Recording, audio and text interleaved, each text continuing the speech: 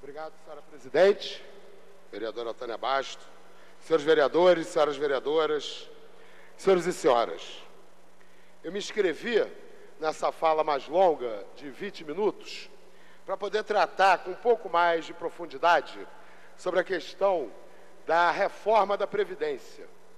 E para me ajudar nessa fala, a equipe do meu mandato produziu uma série de slides com o título "Por que somos contra a reforma da Previdência?". E eu estou aqui com o controle remoto. Eu não sei se eu só começo ou você começa aí, do som. Ele vai projetar o primeiro slide. Por que somos contra a reforma da Previdência?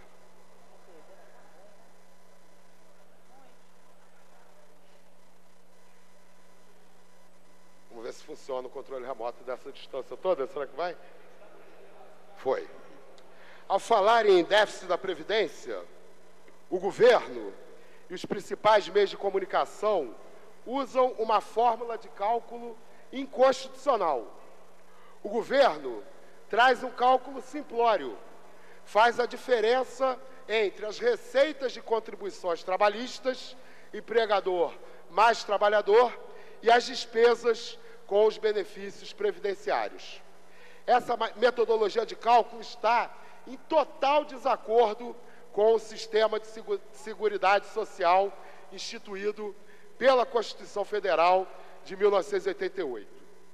Vejamos o artigo 194, já passou lá? Da Constituição.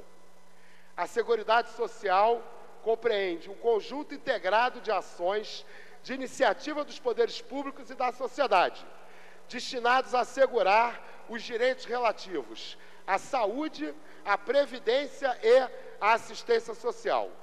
As receitas e despesas do sistema de seguridade social devem ser avaliadas de forma conjunta. O artigo 195 da Constituição estabelece: a Seguridade Social será financiada por toda a sociedade, de forma direta e indireta, nos termos da lei, mediante recursos provenientes dos orçamentos da União, dos Estados, do Distrito Federal e dos municípios e de contribuições sociais.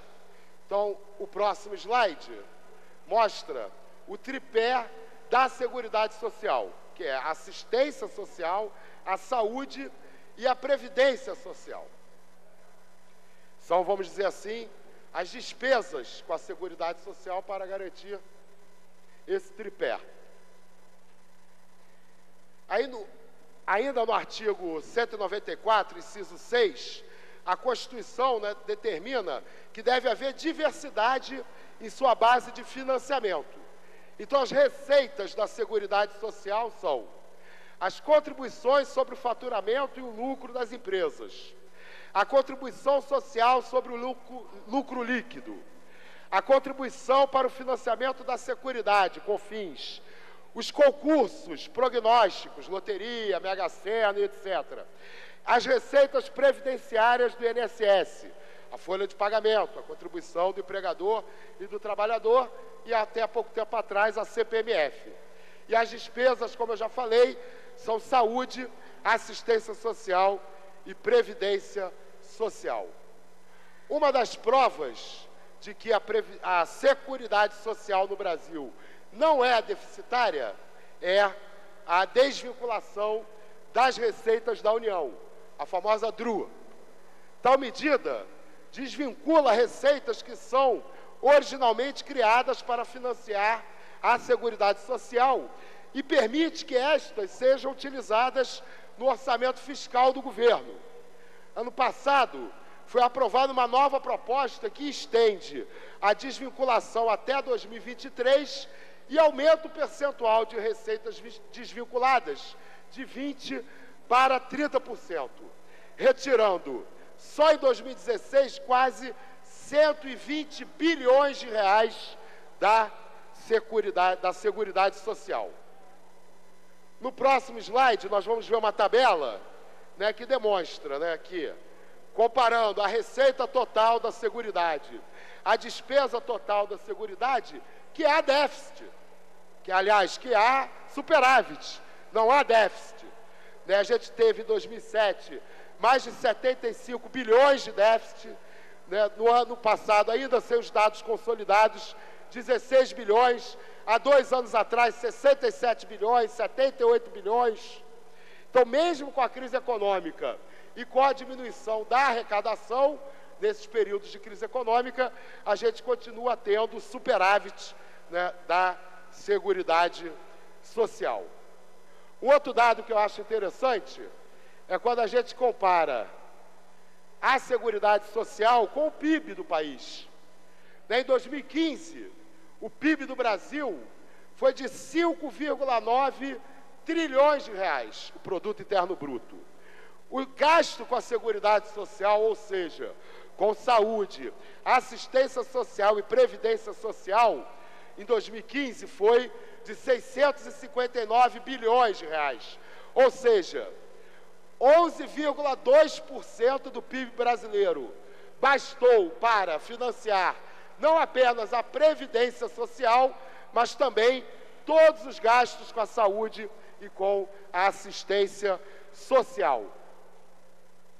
Estamos longe, né, de termos esses gastos, né, com valores, né, exorbitantes em relação ao Produto Interno Bruto do nosso país. Outro dado interessante: as empresas devedoras da Seguridade, da Previdência. Ranking das 20 empresas que mais devem à Previdência Social. Está em milhões de reais. Então, a Varig, né, é a campeã, deve quase 4 bilhões de reais para a Seguridade Social. A tão famosa JBS, né, podia se arrepender, eles se arrependeram de tantas coisas, podiam se arrepender de dar o calote na Previdência Social e pagar os quase 2 bilhões de reais que eles devem para a Previdência Social.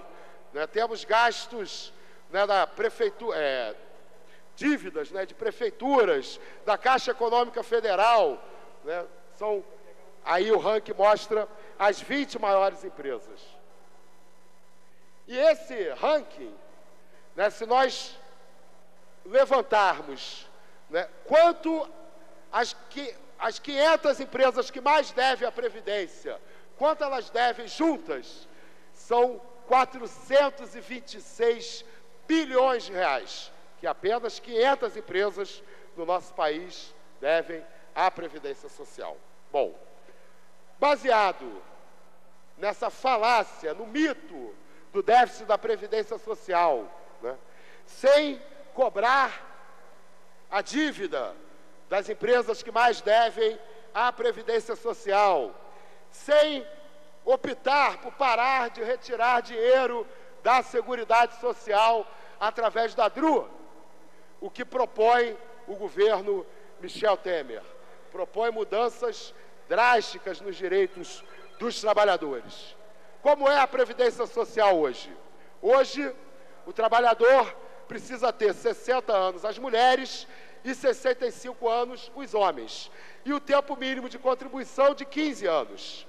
Mas é possível, né, você, utilizando, né, uma soma entre a sua idade e o tempo de contribuição, se aposentar proporcionalmente, mesmo antes de alcançar a idade mínima de 60 ou de 65 anos. A proposta apresentada pelo governo Michel Temer aumenta a idade mínima das mulheres para 62 anos, aumenta o tempo mínimo de contribuição para 25 anos, e são necessários o cumprimento dos 2 requisitos, né, para se conseguir a aposentadoria, tanto a idade como o tempo de contribuição. E para o trabalhador, mesmo alcançando a idade mínima, ter direito à aposentadoria integral, ele terá que contribuir por 40 anos. No mínimo, terá que contribuir por 40 anos. Isso, com o mercado de trabalho que existe no Brasil, significa condenar praticamente todos os trabalhadores brasileiros a não conseguirem a aposentadoria integral, né? O governo também apresentou uma regra de transição, né, com pedágio de 30% sobre o tempo restante da contribuição. No caso da Previdência Rural, as propostas apresentadas pelo governo Michel Temer são ainda mais perversas, né? Hoje, a idade mínima para mulheres é 55 anos e para homens 60. A proposta do governo é aumentar as mulheres para 57 anos, né? Hoje tem que se comprovar no mínimo 15 anos de trabalho no campo, né? Agora terá que ser a contribuição de no mínimo 15 anos, né? O que praticamente representa o fim da aposentadoria para o trabalhador rural, que é a realidade do mercado de trabalho no campo, é que praticamente nenhum trabalhador rural vai conseguir contribuir com os 15 anos necessários para poder se aposentar. No próximo slide, senhoras e senhores, nós apresentamos as disparidades regionais de expectativa de vida. A gente pode ver que são muito grandes no Brasil. A linha de cima representa Santa Catarina, que tem uma expectativa de vida ao nascer de 78,7 anos. A última linha representa o estado do Maranhão, que tem a expectativa de vida hoje de 70,3 anos. Uma diferença muito grande de expectativa de vida, que também se manifesta em outras desigualdades. Desigualdades dentro das cidades. No Rio de Janeiro, nós temos bairros ricos com expectativa de vida de 80 anos e favelas com expectativa de vida de 62 anos. Então, essa disparidade que nós representamos no gráfico, né, entre os estados do país, ela ainda pode se mostrar de maneira mais grave, né, quando nós olhamos dentro de cada estado, dentro de cada cidade, as disparidades entre a expectativa de vida dos ricos e dos pobres. Um outro argumento, senhora presidente, senhores vereadores, senhoras vereadoras, apresentadas pelo governo Michel Temer, pela mídia golpista, que tanto se empenha em defender a reforma da Previdência, é dizer que em todos os países do mundo, conforme sobe a expectativa de vida, sobe a idade mínima da aposentadoria. Isso é verdade. Só que é importante, e o próximo slide mostra isso, a gente mostrar isso em números, para a gente verificar o seguinte: qual é a expectativa de vida em outros países, qual é a idade da aposentadoria, para a gente poder saber qual é o tempo que se espera que o aposentado desfrute do seu benefício. Então, por exemplo, como mostra ali essa planilha, na Austrália, as mulheres se aposentam com 65 anos, mas têm a expectativa de vida de 84 anos, 4. Então, a expectativa é que uma mulher australiana, ao se aposentar, desfrute de 19,4 anos da sua aposentadoria. No caso das mulheres brasileiras, pela proposta apresentada pelo presidente golpista Michel Temer, as mulheres brasileiras terão 16,8 anos para desfrutar a aposentadoria. Mas a diferença de expectativa de vida ao nascer entre homens e mulheres no Brasil é muito elevada. A expectativa de vida das mulheres é de 78,8 anos e dos homens é de 71,6. Então, se nós comparamos os homens brasileiros com os homens australianos, a gente vai ver, não é, que os homens australianos têm uma expectativa de desfrutar da Previdência Social por 15,3 anos e, no caso do Brasil, por 6,6 anos. Lembrando que essa é a média da expectativa de vida no país que tem expectativas de vida bastante desiguais.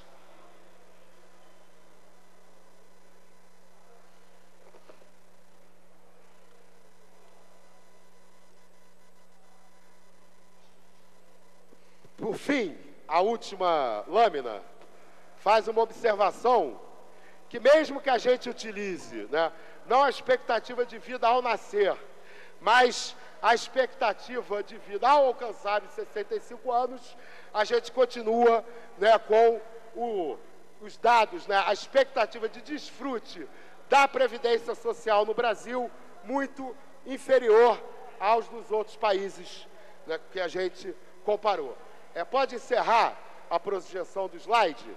Eu espero que eu tenha contribuído com dados para a gente poder enfrentar o debate da Previdência Social sem cair nos mitos e nos engodos daqueles que querem, na verdade, retirar direitos dos trabalhadores e das trabalhadoras para garantir que esses recursos públicos que hoje são destinados à Previdência Social, à assistência social e à saúde possam continuar a financiar, por exemplo, o pagamento de juros da dívida pública, que é o principal gasto do nosso país hoje no orçamento da União, no orçamento federal. Então, senhora presidente, senhores vereadores, senhoras vereadoras, eu quero agradecer muito a minha equipe pela produção desses slides. Espero que tenha ajudado a contribuir e espero, né, que com a transmissão desse discurso pela TV Câmara, a gente possa contribuir para furar o bloqueio midiático. A mídia no Brasil sistematicamente ignora o superávit da Previdência Social e fortalece o mito de que há déficit na Previdência Social. Não há déficit na Previdência Social, o que há é uma elite que não tem limites na sua gula por abocanhar os recursos do povo. Obrigado.